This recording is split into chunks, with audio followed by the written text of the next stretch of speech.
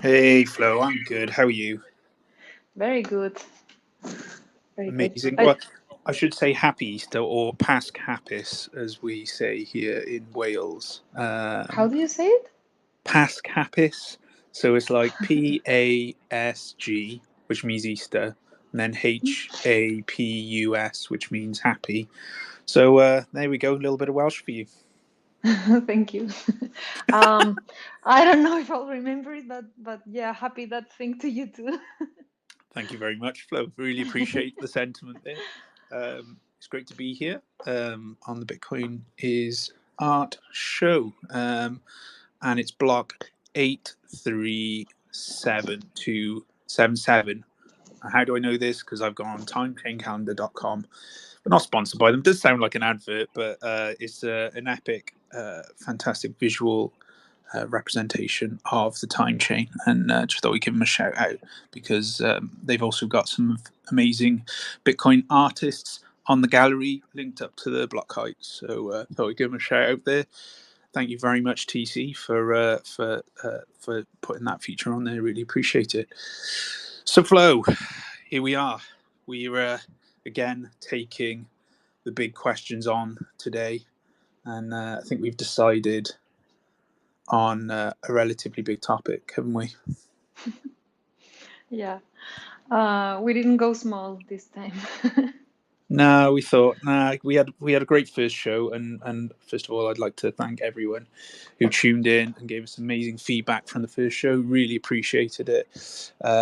It was great to do, and so much. We had so much fun. Like here we are again this week, and we have to try and do it every week for as long as you guys will have us. So, yeah, this week we're going to go with what is Bitcoin art. Um, yeah, so this is a big topic, and it's a tough topic, and one I've wrestled with several times. And I don't know about you, Flo, but like I was at a party last night, and then someone always asks, "Oh, so what do you do? What do you do? You know, as for a living?" I'm like, "Well, I kind of, or what do you do for, what do you do for fun?" Or well, I kind of make art. Oh, cool. What type of art? And then it's kind of that's when I don't know about you, but I think, oh god, here we go. How am I going to put this? I create Bitcoin art, and they're like, oh, cool, cool, yeah. So you can see the kind of they want to know a little bit more, but it's really tough to explain in simple words. I find it hard in simple words in a very short period of time. I don't know about you. Do you have the similar issue? Yeah, absolutely. So I try to avoid it a bit, well, when I'm in like with normies and all. So what I do is like, yeah, what do you do? I'm an artist and I also work for marketing. So I throw that out there always. And then, oh, what art do you do?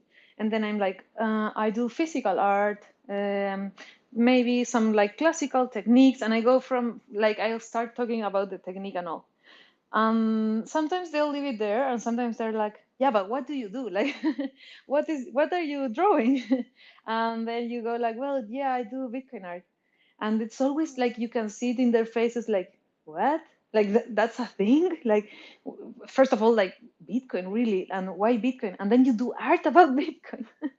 So yeah, it's always a crazy experience, but I actually like it, and I try to go slow it about it because not because I'm like ashamed or something. It's sometimes it's a bit tiresome, when you enter the normie space, and just if you're like even talking about any topic and you feel like there could be an orange peeling moment. I sometimes doubt about it. Like sometimes it's like, oh, do I have the energy for this now? Because orange peeling is really hard. I think you just put a little seed in their heads. It's not going to get anywhere in that conversation, or that's my sentiment, or has been my experience. Um, so yeah, it's a weird topic, but if I see interest, then it can be also very fun. Do you does it does has that happened to you? Like people getting interested and then you get to explain whatever you do? Yeah, I think so. I think we had kind of leading on to some of the topics we had last week with the believe piece in particular. Everyone has a look at it and it's some of caused it, called it incredibly blasphemous, or some really liked it or whatever it is, and that's cool. but it's invoked a reaction in people, and then by doing that, then starts conversation. And as I say, managed to one of the local cafe owners has bought the Believe piece and is proudly displaying it there. So it gives a chance there to start some kind of discussion around Bitcoin and Bitcoin art. So I, in particular, with these cafe owners, actually had a session where I sat down with them for around about an hour and a half to try to explain exactly what Bitcoin is, and so that was incredibly powerful. And then revisiting the art afterwards, it made so much more sense to them as well. They were like, "Oh, I see. Yeah, I thought that was a cool design. You know, that code that was on the cross or whatever, but I didn't quite understand why." And then the whole story of Satoshi sacrificing themselves, etc., and some of uh, the similarities between some of the religious texts and what's happened in Bitcoin, and the old question: is Bitcoin a cult? Which I love. I love that kind of that discussion there. So yes, it's definitely a great starting point for discussion, and then you can bring back to it. You can come back to it over and over again. But I think we're going away from the point here. What Flo? What is Bitcoin art? What is Bitcoin art? What is it? What makes it? What makes it different from normal art? Yeah, that's so weird because we could start discussing like what is art, because you and me both, like, we do different stuff, and we use different materials, and we use whatever, like different techniques, and we have different approaches and blah blah blah. And so but we're both called artists, and we both call our work art. And then we add on top of that the layer of Bitcoin. But yeah, for me, I think it's more of a general thing. It's like, if you are doing art, whatever that is, and you want to communicate about Bitcoin, and this can be like in a very technical way, or you are fascinated about other stuff, I would call it Bitcoin art. The weird thing is that, like, when you start digging into this, it's like, would this be crypto art, for example, or what, is there a difference there? Some people told me, like, you're not doing Bitcoin art because this is not digital, so physical art couldn't be Bitcoin art. Um, so yeah, what do you think? I think I've put a lot of time and effort and thinking about this, and it's constantly on the forefront of my mind. And I've discussed it as well with many of the other people that are kind of more learned in the space, and people have been around a long time. And I just ask them the question: why is Bitcoin art? What makes good Bitcoin art? I think so. One of the discussions I had with Dennis Koch or Koch, apologies, Dennis, that's the Welsh way of saying it. So I'm just going to go with that. Who's the curator for the Bitcoin magazine and the art events, etc. And I had a discussion with Pepinado around it just before Miami last year, and we were talking about what is Bitcoin art, and Dennis came up with a profound answer, which was everything is Bitcoin art or will be Bitcoin art eventually. But since that kind of, and it's true, but with a caveat, I think, and I've thought about this, it's Bitcoin is art about freedom and personal liberty, and I think it's got to have the underlying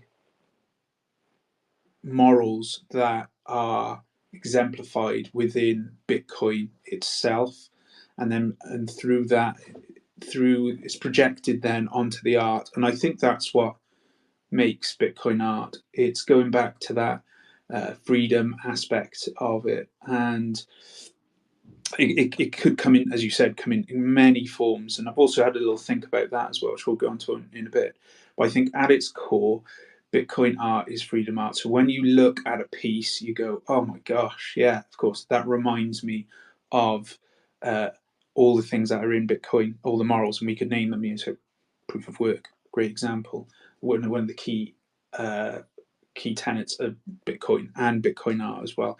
We don't have cheap crap in Bitcoin art. Generally, it's something that's been thought of. Same with Bitcoin, many layers, etc. So yeah, I think that's a good starting point for it. I think Bitcoin art is freedom. What's your take on that?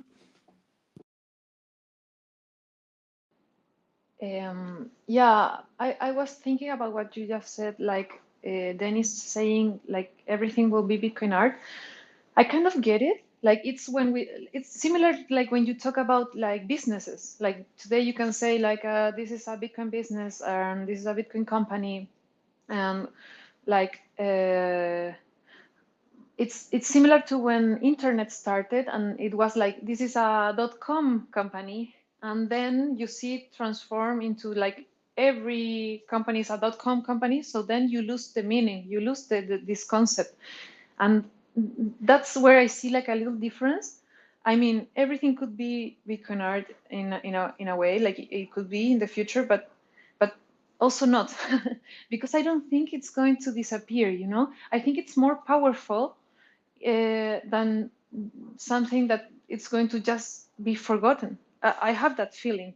Um, and also, yeah, I see what you mean, like about the the difference we see, like with all our artist colleagues, like in general, it's you even though we do so different like stuff, there are some things that are present in most of us, I will say, in all people that we are used to maybe to relate to. Like, I don't know everyone, but it's a thing about quality. It's a thing about time. Like, you can see that there is time into these pieces. There is work, there is proof of work, there is low time preference. Like, you can see these aspects of Bitcoin. Even when we do pieces that aren't maybe so obviously talking about Bitcoin, you find those kind of things. And yeah, I go back and then I understand, like, if we are now in a kind of a renaissance, yeah, those elements are going to spread. And if we get more time and if we get to build more, I can see how art is going to shift from what we are used to like see in the last decades or something, and get much more profound with much more detail, much more work.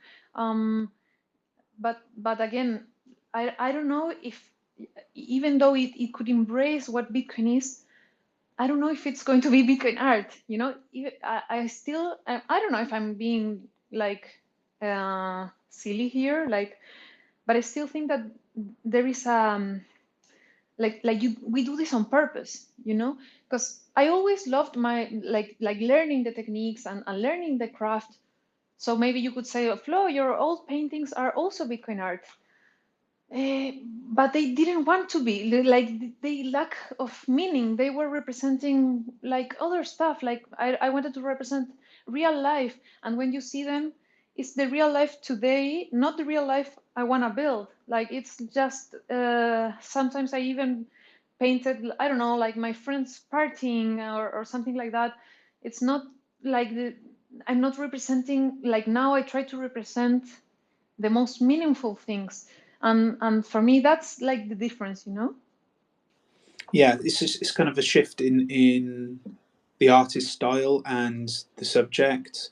It's so difficult. It's really, really difficult, and we are going to get, bear with us, because in around about 10 minutes we will get anyone who wants to come up on the mic to talk and contribute to this conversation, because I think it's really something that as a community kind of we need to wrestle with and kind of get closer to the truth. Because as you say, like, Bitcoin art comes in so many different forms, and I've kind of thought of some of the ways that Bitcoin culture has appeared in art. So I think we've got a couple of different, I suppose, categories without getting too scientific or technical around it. So we've almost got kind of meme culture, which is a huge part of Bitcoin. We've got protest culture or revolutionary pieces. obviously anti-establishment. I think we've got pieces that have iconography, so around Bitcoin bees, etc., and things that have of that exemplify Bitcoin from a symbolic point of view. And then I think we have kind of pieces that integrated with Bitcoin themselves, so within it, and the inner mechanics of it. So, for instance, another artist who's listening here, Modiotex, great example of his piece in Madeira that looked at whenever I think it was the blocks that were in the time chain and then representing them with LEDs. So, in real life, kind of linking art to Bitcoin. I'm not saying you're definitely in one of those categories or another category, etc. But I think those constitute quite a lot of what is happening in the Bitcoin art world itself. And many different artists kind of specialize more towards certain parts. So you could maybe argue crypto graffiti is more kind of the protest art, etc. Where you could argue that some other artists are doing things completely, differently, but still Bitcoin art itself. So I don't know. I've tried to kind of think about it and look at if there's some commonalities between the different branches of Bitcoin art and where they converge in the middle. I don't know if you have any thoughts on that.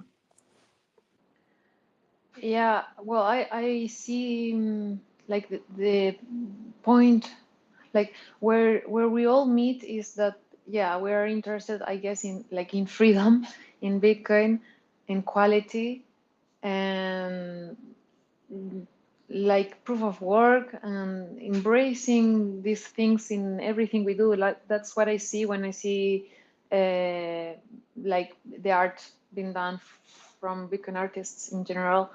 I see also like a very like everyone is like trying to discover something. I feel like there is everyone is like investigating, like trying new stuff to represent these things in a very well. That's what I also love. Like you see the personality of each artist in their work.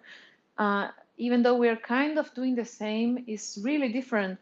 The materials we use, the techniques, yeah, everything to me, well, I really struggle trying to put this whole thing in a box. Or maybe, as you said, like there are different types of Bitcoin art, and we could play like trying to define them, but this is always something that you do looking back. Like in theory, in art theory, you almost never put something in a box when it's happening. I mean, we do have the vanguards, and we know they built manifests, and they each one had like their own ideas and wanted to do something that kind of unite them. Some things were more about the aesthetics, others were more about like protesting or whatever. Um, but the weird thing here is that it's like more open, even it's more decentralized.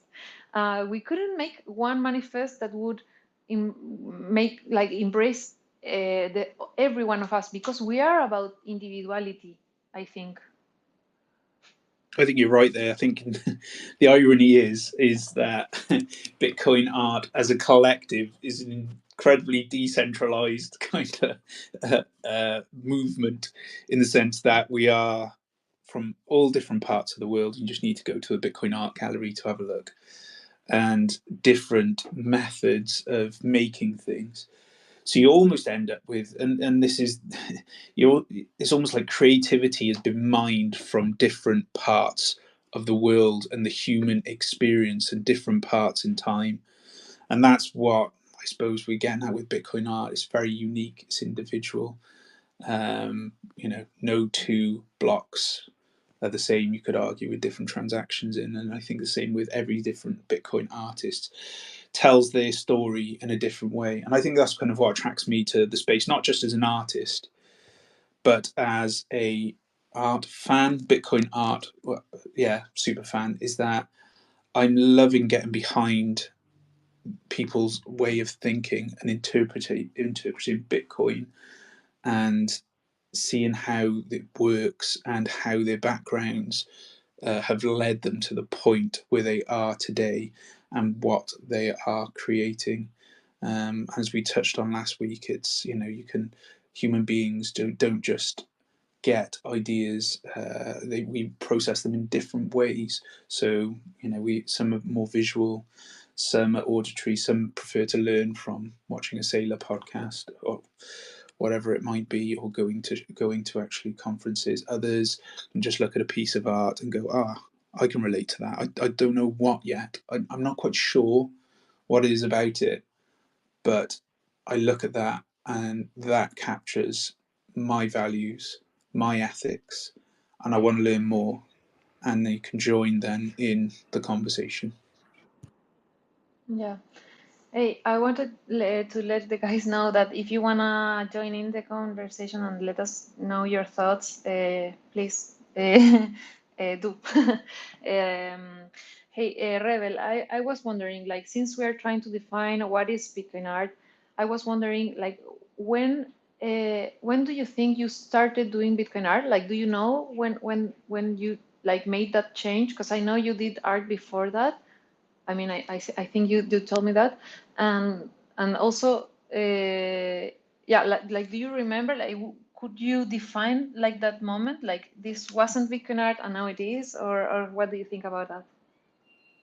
I think that's a really good point. I think the point an artist becomes a Bitcoin artist, I think it's almost the same as when does a person become an artist. It's a kind of similar thing.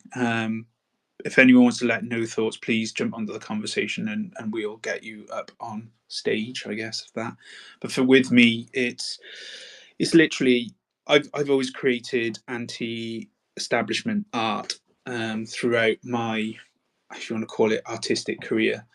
Even just even just when I was younger, when it was putting street art stickers on the street. And I remember the first day, and it's still in this neighborhood, this special lamppost that I've got. I remember putting my first sticker up, and it was my way of kind of challenging authority. And it sounds pathetic looking at the back of it now. But for me, that putting that sticker up on that lamppost with my art was a kind of protest to the world. I'm here. This is my voice. I'm an individual, and again, the anti-authoritarian aspect of the art in question. So for me, it was, I've always been creating art that challenges people's way of thinking. This particular art I won't go into too much because it would probably dox me a little bit, but it's making made people's way of thinking about things very different, from a point of hopelessness and sadness, I guess, to something that people can, with messages that people can live for. So for me, when I was doing that art, and it was around protesting, etc.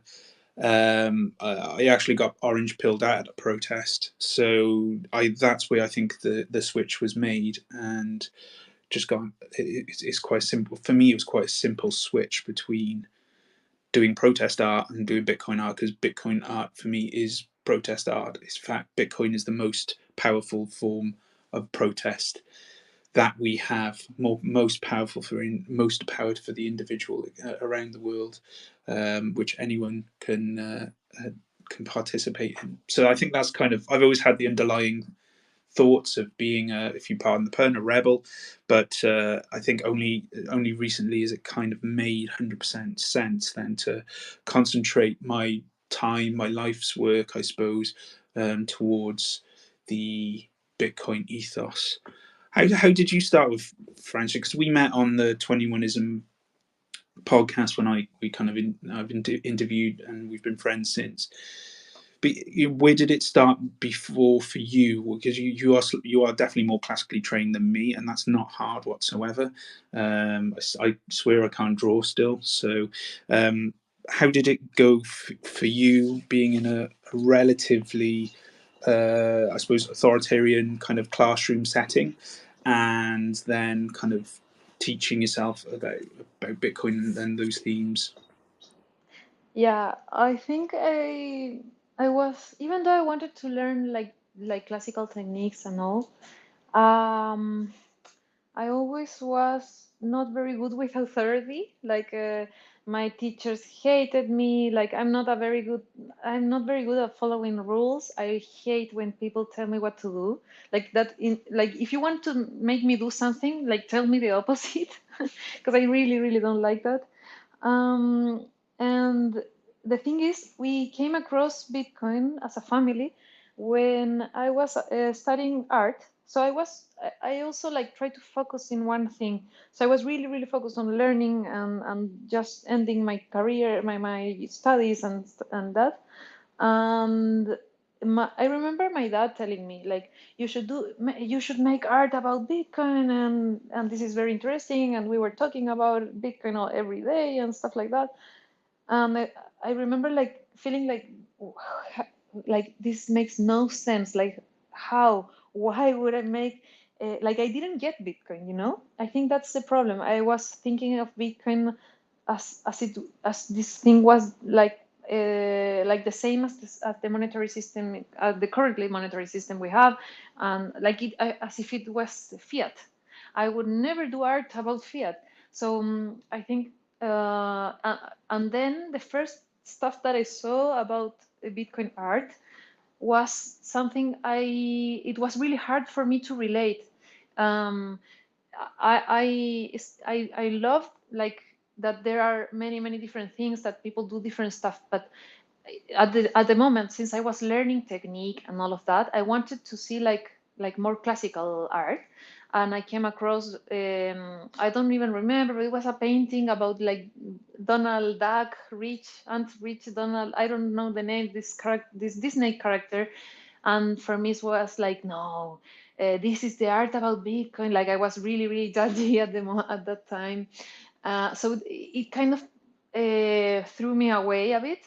Yeah, it wasn't my moment. I had to learn more about Bitcoin. I had to like go through this road that would open my mind, because I was really close-minded about what art should be and stuff like that. And actually, when I started drawing, it was just I took the addresses that I saw in my dad notebook, because he would never reuse an address. He was teaching me about that, and he used to write them down in a notebook, and it was super beautiful. And I thought, well, this is something that exists in the real world. Like I can see, I can touch, I can write this address down, and it also exists in this virtual world. And that was like a door opening for me. Like, well, there is a way to connect this. There is more to this. And from that point on, I started like understanding, I guess, more about Beacon. And the more I understand, images popped into my head. And I think that what also was like a huge change is that I was painting this kind of real life moments, but in a really, really pessimistic way. Like this is real life. There's nothing else to it. I was really pessimistic. I was like, there is no point in marrying. There is no point in having child. The world is going to burn, and we are like, oh, I don't know. The world is bad, blah, and bad people is always going to win. And Bitcoin gave me so much hope that I try to embrace that in my art. I think my pieces are positive because of that. um, or I see them as that, I don't know.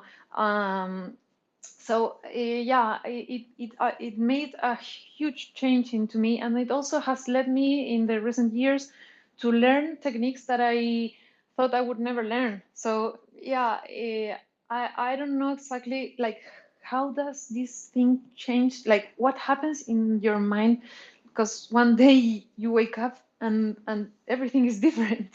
But that was the process for me. Hey, I see that Shooter has the speaker. Do you want to join? Yeah, sure. I think like a Bitcoin artist, it's two things. I think like some people recognize they're artists already, and other people don't realize that, anything you do can be art if you care that much about it, right? Like if you make a hamburgers all day, you can make some really nice hamburgers.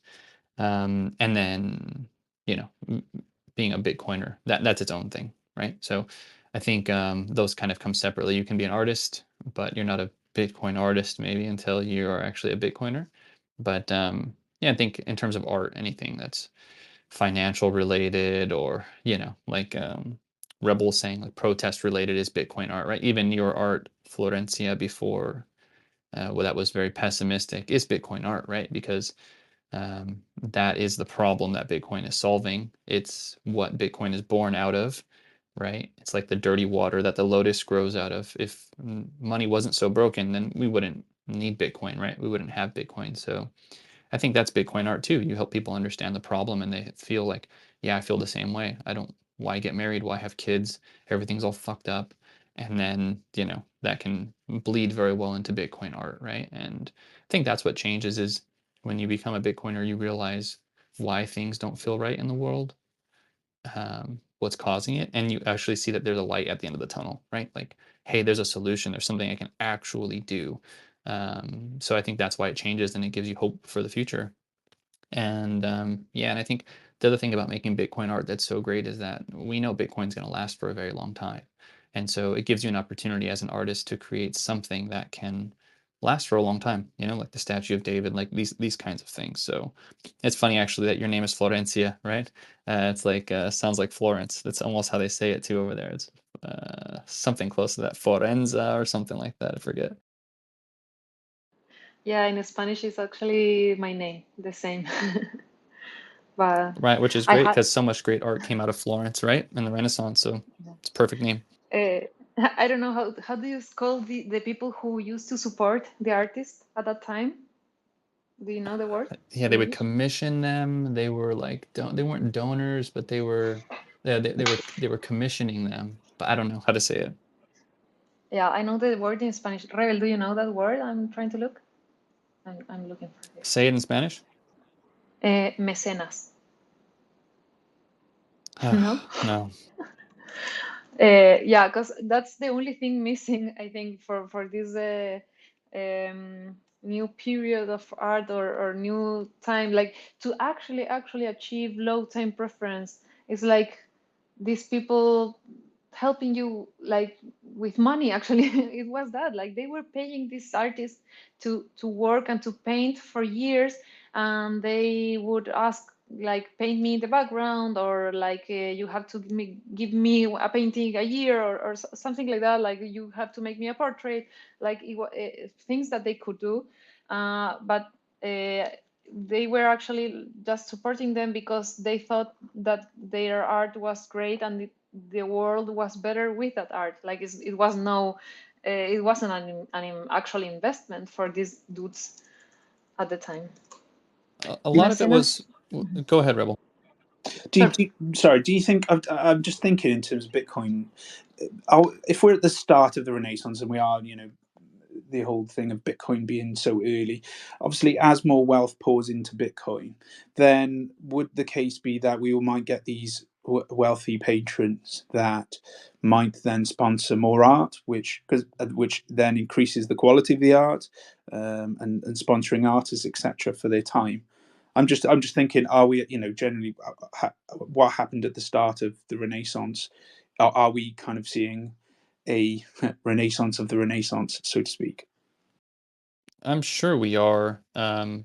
Also, there was another motivation behind making a lot of this art, which was the religious motivation, right? Whether it was for, true like belief that they thought, hey, this is the best way for the world to improve, was to embrace God and these myths and, all these different stories about life and death, or if it was more of a matter of control. But definitely all the religious stuff has plays a role. And I think Bitcoin does in the same way. I mean, I make Bitcoin art for that reason. I'm trying to reach more people with this beautiful thing.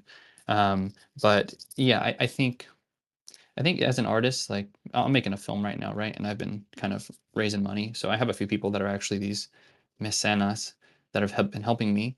And but it's also because I have a plan of like, hey, this is what I'm going to do, and this is why it's going to impact tons and tons of people. So I think for now, that's probably the only way to really get some good funding. But in the future, I think, yeah, once people just start appreciating art more and they actually see the impact that art can have, then I think, yeah, they'll start piling in for sure. I think what you said there is quite profound as well, that you're not making a film. You are. I can't remember. I can't remember exactly the wording you used there because I was just so deep in thought and it sent me off into kind of a spiral there. But you're making a piece of art that's going to almost change people's way of perceiving the world. I suppose that's the Bitcoin element of it. It's not just you taking your camera out of your bag and shooting the scene or wherever it might be. It's you're creating something that will inevitably echo through the ages before you even start making a movie. Does that make sense? I think that's potentially the Bitcoin. I'm trying to grapple with it here. Yeah. Yeah, I mean, I think the thought that it's going to last for a long time, it has an impact on the whole process. Every decision I make, right? Every time there's a corner that could be cut, right? You kind of remind yourself, you know, this could be a long-term thing. Hold on, I got to go for a second. I agree. I think do you feel that, Florencia, when you start creating this art, do you think, oh crap, this is good, this might be around for a while now. I need to make this good. Do you feel any pressure to actually create something that you think, oh, this isn't something that's just going to last a weekend. This is something that's going to last for a very long time. I mean, Yeah, well, sorry, Florent. Yeah, go ahead. It's better. no, go. Actually, I think it does the opposite. I think it actually lets me slow down for whatever reason. It makes me like think like, hey, this is going to be something that's a long-term thing. So there's no need to rush this when I just take my time. Yeah, for me, it's like I feel like, well, I get obsessed really easily with my art and with Bitcoin. And I have this idea that I'm only going to sell it for Bitcoin. So I'm not going to accept any other like payment methods. Um, I have only, I think, once accepted a different payment methods, and it was like, oh, because I was in this conference, and the guy only had like a fiat in like paper fiat, and it was like, okay. But it's really not my goal. My goal is to accept Bitcoin. So if I'm going to ask someone to part from their Bitcoin, in my head, I have to give my best. Like if I'm going to ask you for your Bitcoin, like it's the most valuable thing I could think of right now, and I'm going to ask you to give it to me. So I think what I have to give you in return must be my absolute best. That's tricky because you try your best and then you look back and you say like, oh, I could have done that differently, or I could have used this other material or stuff like that. So I try not to be so like punishing myself too much. I just try to do my best at that moment. What I feel like is going to, yeah, like the most honest I can be, and accept that I, well, maybe in the future I'll get to do something better. I don't know, but yeah, from that project I put all my energy, I put all my effort, and yeah, that's how I see it. Cypher, you've just been added as a speaker. Do you have anything to say around that point, or anything in general? Yeah, hi, thanks guys. I just wanted to, I think, connect a few points, which I think for me really seems to kind of get to the heart of the answer, which Florencia and Shooter you've just kind of touched on. Shooter, initially you were talking about, or maybe this was you, Rebel. It was about the narrative, the kind of narrative behind the work, and actually why it's Bitcoin art. Why are you telling this story, and what is the story beyond the art itself that is actually the bigger picture about Bitcoin and why you're doing it? And I think that connects as well. The other thing for me that seems key, Florencia talking about the payment types. I mean, I feel like if you make a piece of art and you sell it for fiat, I mean, then it's kind of fiat art, isn't it? So I feel like as artists, we really have to strive, as you've said, to make art that people are willing to spend Bitcoin on. and tying it together with this narrative. And I think that's really the kind of direction for all of us, exploring this space. And it's a really big ask for someone, because the whole price points of where we're at, you think, well, okay, it's very different to think about buying a piece of art in fiat terms today in today's world and trying to kind of ride out inflation. But I guess the best art is always kind of ahead of the money, whatever money you're using. So I'm just curious about that whole kind of what everyone else thinks about the actual kind of the grimness of the financial dynamic, the financial exchange that's still going to take place with Bitcoin, and how that affects the valuation of your work, and whether you think kind of buyers are afraid that, well, I'm going to buy this piece in Sats now, and then in 10 years time that Sats is worth more, or actually do you tell them the story that the work is going to be worth more? I'm curious what all of you have to say about that. Well, for me, it's really weird when you talk about, like, of course, payments with Bitcoin right now.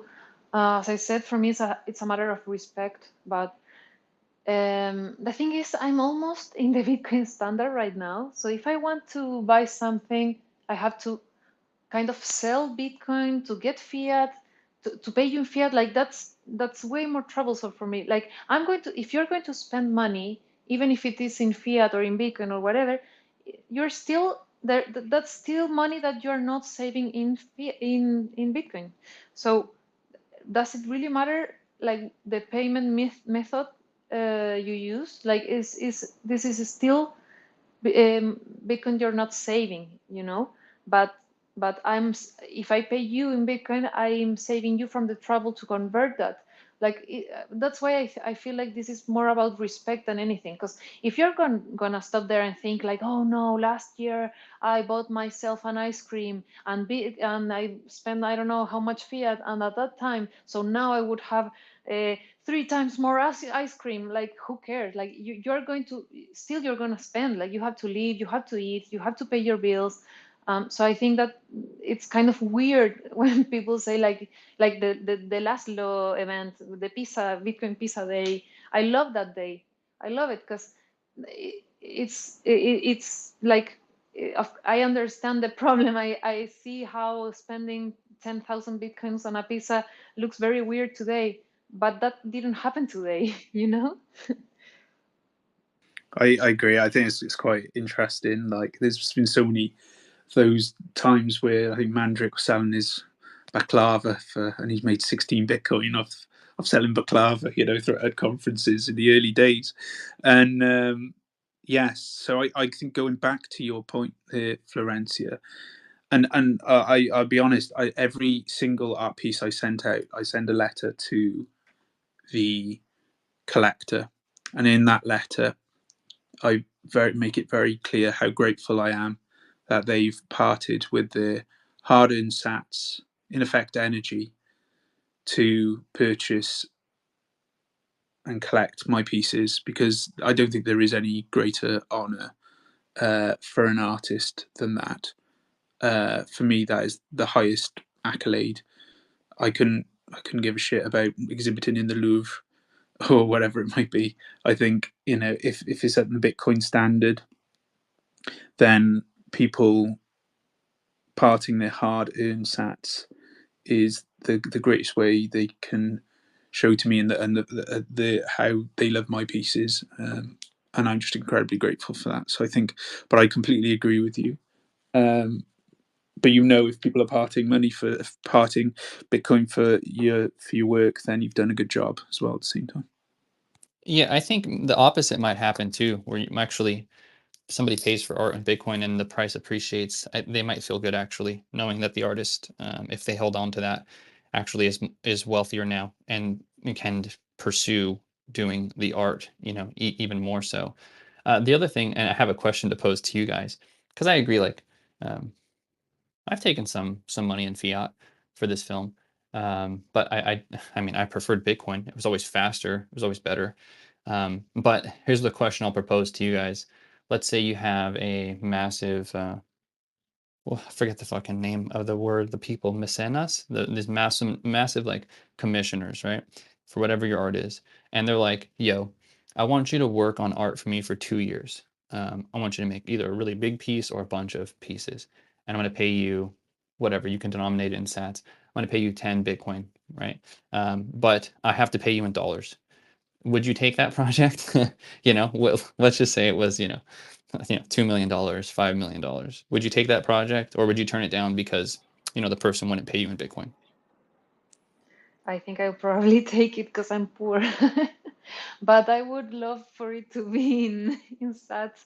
Yeah, because you have bills to pay. Like I have side jobs, I work in 2 other jobs. I would love to only do the art. But I'm very happy right now because my side jobs are actually Bitcoin related. I used to have like weird stuff. I was working last year, or I don't know when I quitted. I was working full time for a skincare company. So I had to learn about creams and your face health and whatever. I was also working for a tourism thing here in Chile. So I had to learn about other places, other regions that I don't know, and do stuff like posting in the social media about those places. And then in the time that I had left, I could do my art. I could focus on what I really, really wanted to do. My first step was to quit the normie jobs. I quitted one first, and then when I started looking for something in Bitcoin related, because I know I need side jobs, but I wanted to be more focused. Like my brain will only think about Bitcoin the whole day. And if in the future there is a possibility to only think about Bitcoin and art the whole time, like as I said, like I'm super obsessed about this. So that would be like the dream. So I think, yeah, I try to be the most consistent that I can, but also you have to survive. You can't be that strict. I mean, someone who is already a millionaire maybe can make these hard decisions like easily, but if it's not the case, I wouldn't say like, oh, you're doing it bad. You have to live under the bridge, but be consistent. I much rather see your art and your work out there in the world. But yeah, and what I can say is that time that I got paid in fiat, it was really troublesome. It's uncomfortable. I was there in Lugano, and they don't use the euro, so I didn't know what to do with that fiat. And luckily, a friend changed that for me. He gave me Bitcoin, and I could give him the fiat because he could use it. He was living there or something, but otherwise it was like really a problem. So if they're going to pay you in fiat, at least then try to get it in something that you can use, or I don't know. What do you think? I think as long as it's contributing to the Bitcoin economy in some way, shape, or form, I think that's really cool. And so, for instance, if you did take some of that money, and you're right, 100%. And this is me now, probably talking from under the bridge, as you said. It's just as long as it's contributing to the Bitcoin economy, so that obviously your expenses, etc. Sadly, I'm working on it, orange pilling my local shops, etc. But as they accept fiat, you have to pay your bills, and then everything else saving Bitcoin. I think that's a very fair and good way of going about things.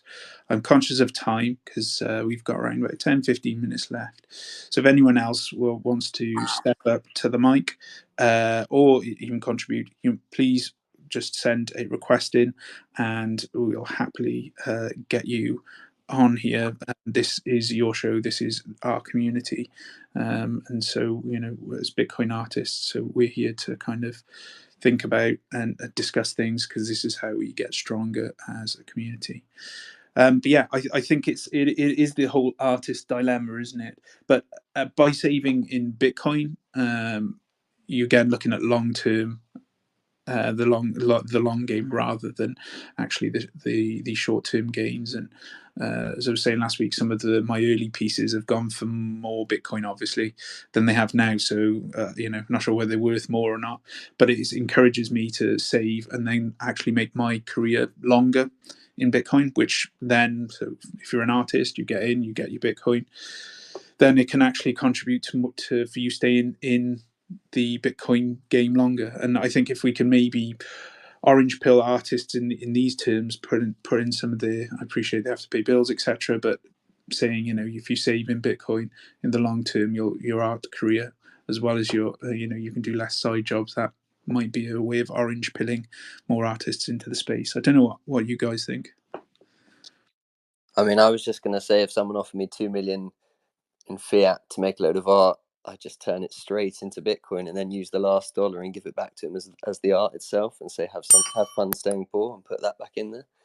I mean, artists have done that thousands of times, I think, over the history. I mean, the people commission them and they just take the piss out of the whole process, because I mean, it comes down to the donor. I mean, in that scenario, you just got to ask yourself, I think at the end of the day, deep down, we would all know that it would be wrong. We wouldn't want to. Obviously, if we have to take the money for life, we have to take it. But the statement there is just to say, like, this is obviously wrong. But yeah, obviously, if this scenario pops up, you take the money, you turn it into Bitcoin, and you make some kind of little token artistic gesture and give it back to them. That was my thought. I mean, you could make something badass with it too, though, right? I mean, you could actually because in this scenario, like the commissioner doesn't have any control. You can use the money how you want. But the way I think about it is, yeah, it's great to take it and then turn it into Bitcoin, because it'll ultimately enable you to produce your next piece of art, right? Like, I just see money as time. Like, it just gives me time. When someone gives me money to make this fucking movie, you're giving me time. So yeah, if you're gonna give me time to make this, to do this forever, like, and not have to work and actually be able to produce my art, fuck yeah, I'm gonna take that shit in a goddamn heartbeat. That's just me though. Sure. I just think for me, it's all about kind of weighing up the opportunity cost of kind of like the impact of whatever you're going to make.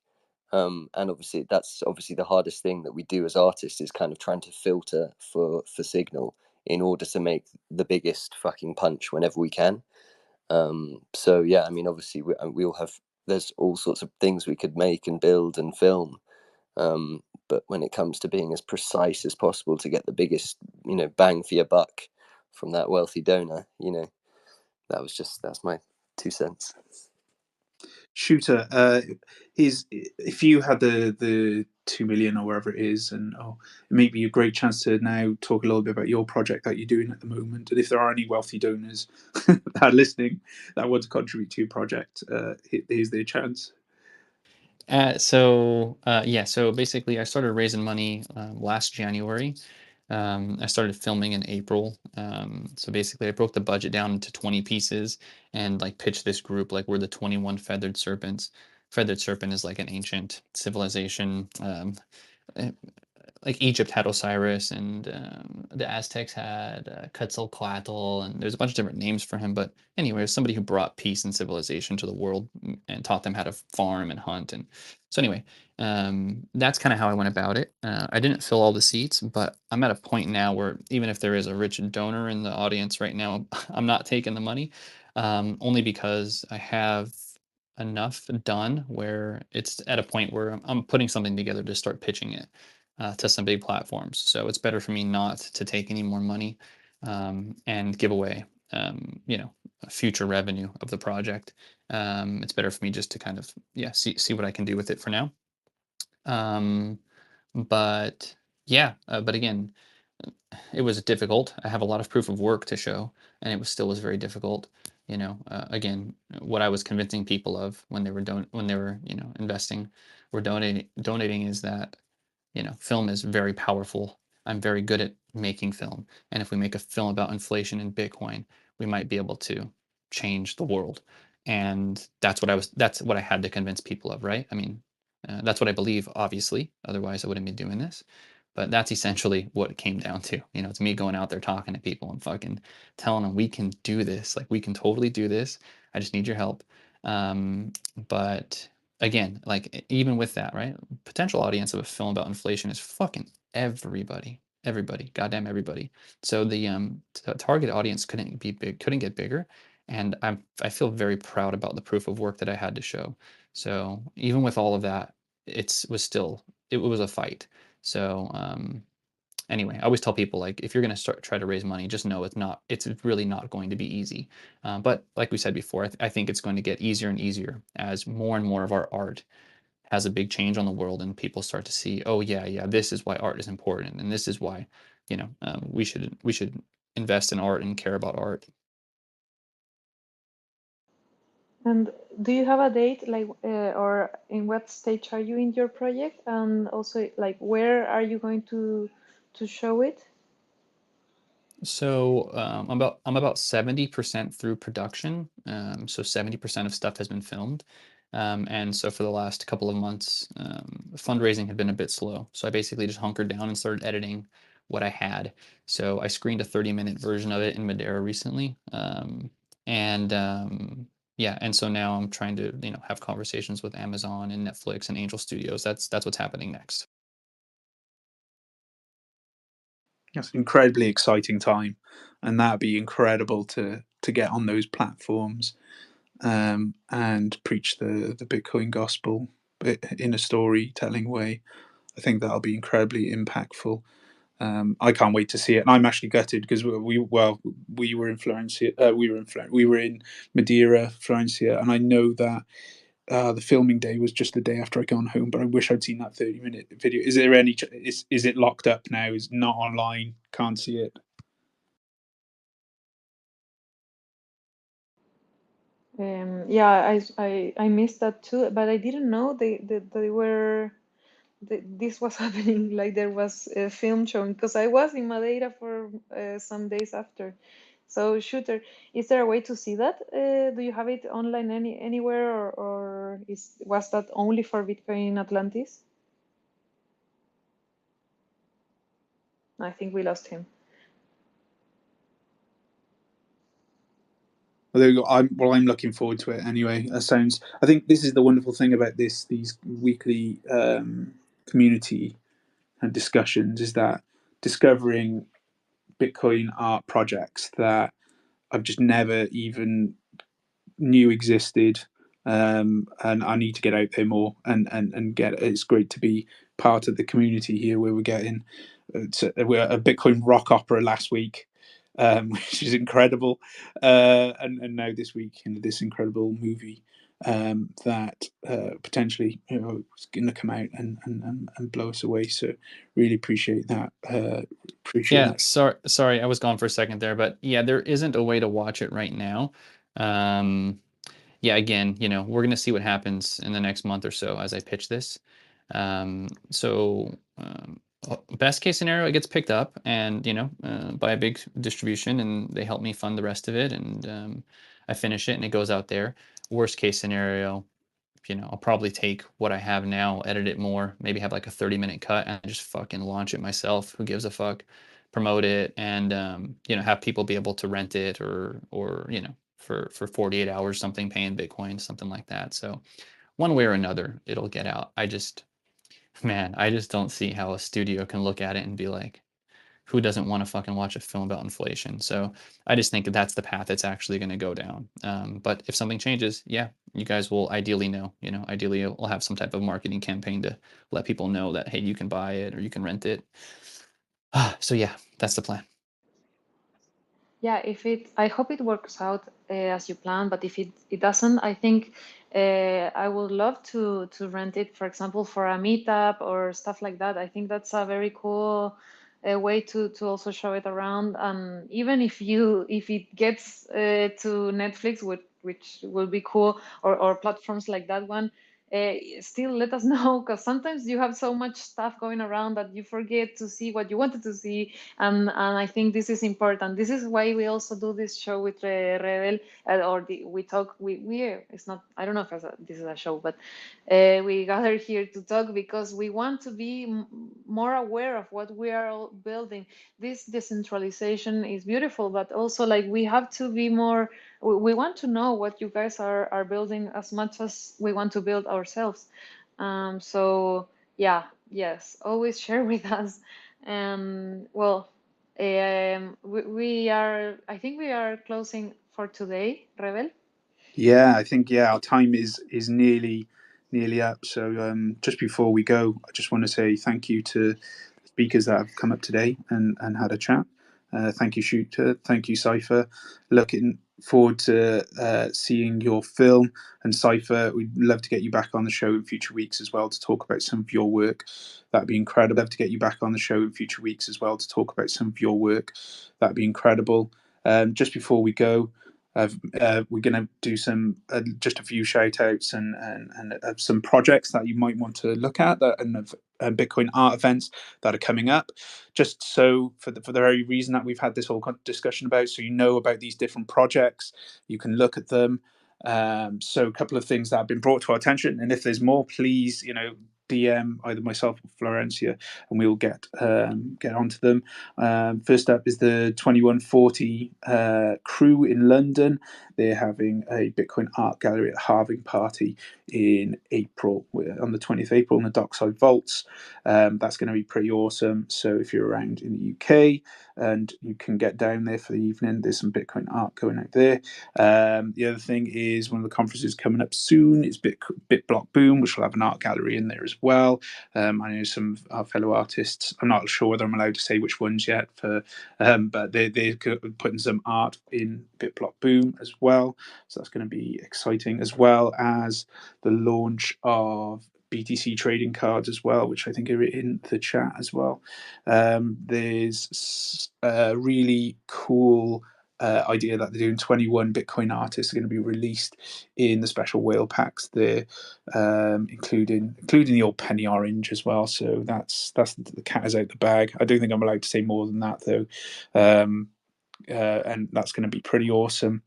And then finally, I've just got a message through from Bitcoin Cartoons as well, who's just messaged me, and he's got a board game project which just launched on Kickstarter called Global Reserve. So if you want to go over there and check it out, if you go to kickstarter.com and check out the game Global Reserve, Bitcoin Cartoons as well, just creating lots of cool cartoons for the space. Florencia, have I missed anything else? Is there anything else you want to add before we close? No, I think you didn't miss anything. I just would like to tell everyone to tell us if you know about something we didn't talk about, like if you know about other events showcasing art and Bitcoin art specifically. And if also like send us a DM if you would like this conversation to be about a specific topic, something you would like to go deep into or anything. We would love to get to make this open to your opinions and to build this together. And yeah, just also go have an amazing creative week and stay ungovernable. Thank you very much, guys. Thank you all for tuning in, and we'll see you all same time next week.